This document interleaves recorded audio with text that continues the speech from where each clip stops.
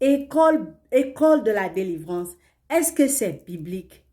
Est-ce que c'est biblique, l'école de la délivrance? Frères et sœurs, il y a 90% des personnes qui regardent mes vidéos qui ne sont pas encore abonnées. Si c'est ton cas, abonne-toi, commente et partage pour qu'on puisse se fortifier ensemble. Ésaïe 61, verset 1 nous dit, à partir d'Ésaïe 61, verset 1, « L'Esprit du Seigneur l'Éternel est sur moi, car l'Éternel m'a oint pour porter de bonnes nouvelles aux malheureux. Il m'a envoyé pour guérir ceux qui ont le cœur brisé, pour proclamer aux captifs la liberté et aux prisonniers la délivrance. » Proclamer veut dire quoi? Déclarer, parler, enseigner, dire.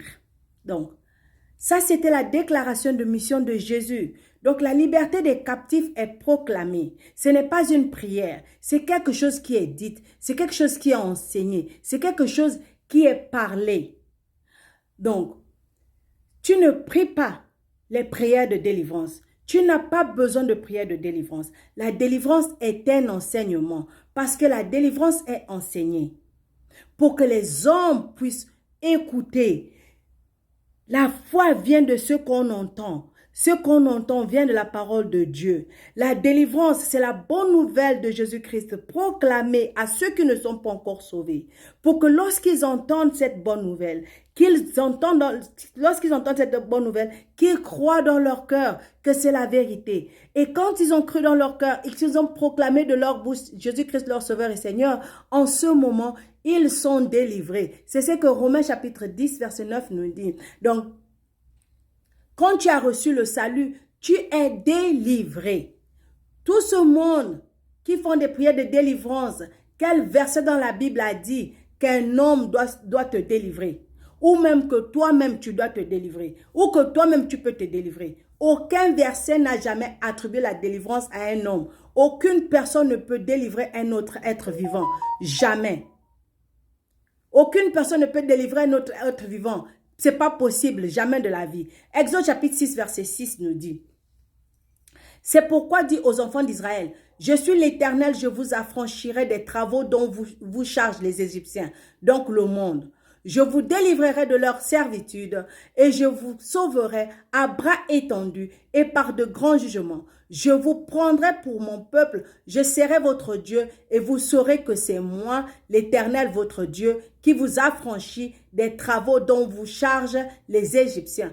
Donc, je vais te donner le salut. En un mot, il dit, c'est ça la délivrance, c'est le mouvement de vers d'un endroit à un autre et d'une position à une autre, d'un état à un autre, de l'ombre à la lumière. Le verset 6, verset 8 nous dit, je vous ferai entrer dans le pays que j'ai juré de donner à Abraham, à Isaac et à Jacob. Je vous le donnerai en possession, moi l'Éternel, qui est celui qui délivre. C'est Dieu qui délivre. Qui est celui qui délivre ici? C'est Dieu qui délivre. C'est pourquoi il promet un nouveau pays en dehors de l'Égypte.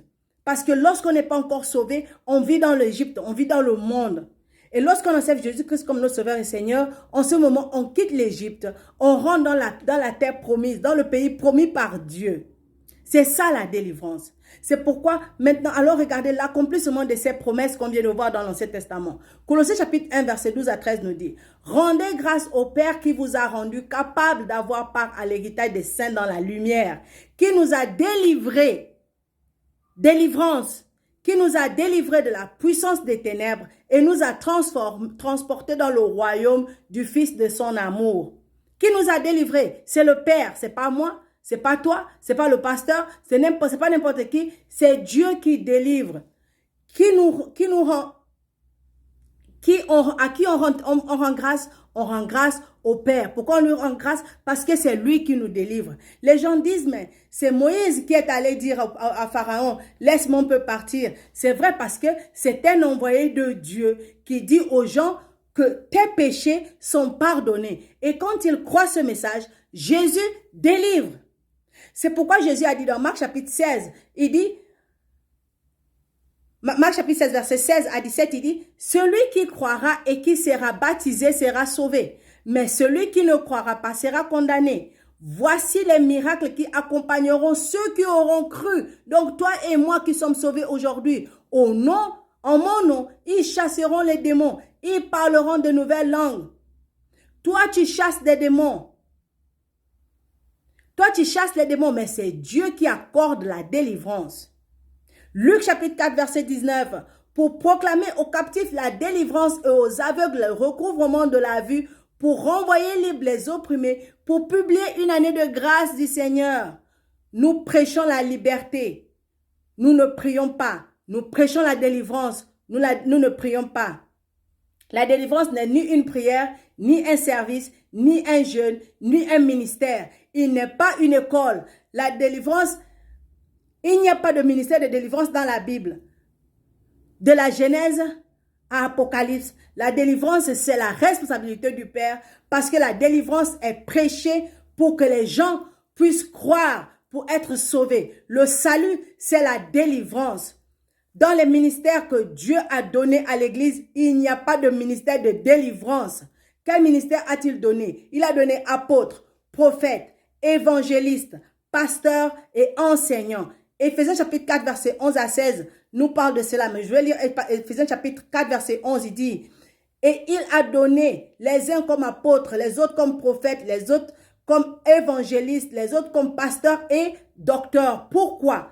Verset 12 nous dit, pour le perfectionnement des saints, en vue de l'œuvre du ministère et de l'édification du corps. L'édification, ça veut dire quoi? Ça veut dire l'enseignement, l'éclairage de la parole de Dieu, la mise à nu de la parole de Dieu, l'exposition de la parole de Dieu. L'édification du corps de Christ. Le corps de Christ, c'est qui? C'est toi et moi. Donc, verset 13, jusqu'à ce que nous soyons tous parvenus à l'unité de la foi et de la connaissance du Fils de Dieu. C'est pourquoi Paul dit que je ne veux connaître rien d'autre que Jésus-Christ et Jésus-Christ crucifié.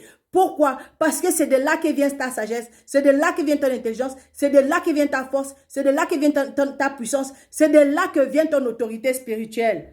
La connaissance de Jésus-Christ. À l'état d'homme fait, à la mesure de la stature parfaite de Christ.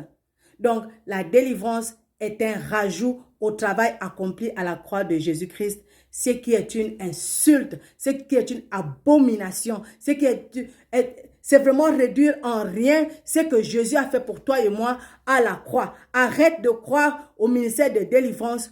Toi, tu es déjà délivré au moment où tu es devenu une nouvelle créature. Tu es devenu un enfant de Dieu. Tu es devenu un avec Jésus-Christ. C'est pourquoi Paul peut dire que ce n'est plus moi qui vis, c'est Christ qui vit en moi. Paul peut dire ça simplement parce qu'il sait que lui, il n'est plus, son passé n'existe plus. Il a désormais le futur avec Dieu. Et c'est ce que tu dois voir aujourd'hui, s'il te plaît. Arrête de courir derrière les délivrances, arrête de courir derrière les prières de délivrance, arrête de courir derrière toutes ces choses-là. Ça ne te sert à rien. Toute l'autorité dont tu as besoin est dans tes mains. Cherche Christ et Christ va te révéler la vérité. C'est pourquoi il dit que mon peuple meurt par manque de connaissance.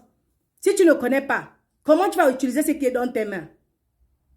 Maintenant, tu connais la vérité. Cours avec ça et Dieu va te bénir. Et si tu n'es pas encore abonné, abonne-toi. Et surtout, n'abandonne jamais.